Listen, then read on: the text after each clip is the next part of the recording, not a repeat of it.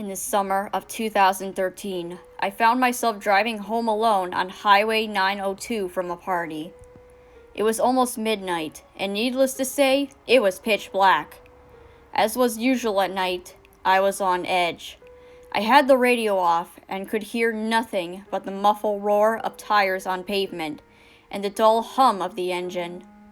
I stole a glance into the middle rear view mirror and saw nothing but darkness through the back window.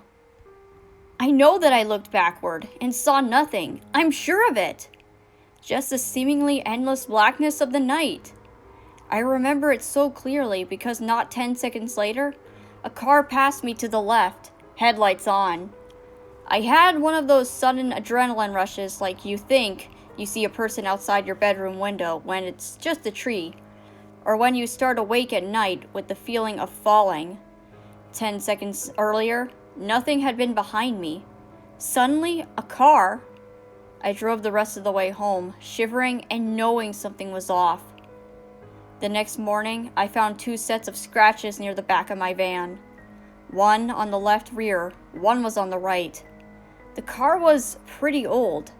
They could have been there for months. But that was the first time I distinctly remembered seeing them. In hindsight, there are 2 possibilities for what had happened that night. Possibility 1, by some glitch in reality or something paranormal, this other car had somehow appeared behind me within 10 seconds of me checking my mirror, like some weird ghost crap or something. However, the second option is what makes my blood run cold whenever I considered it. It didn't even occur to me until months after the fact, but it makes me dread driving alone at night even more. Possibility 2, the car was normal.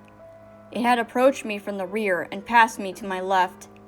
However, something large and wide and as black as the night had been clinging to the rear of my car, obscuring my view through the window and leaving deep scratches on the sides. And I had inadvertently driven it home with me.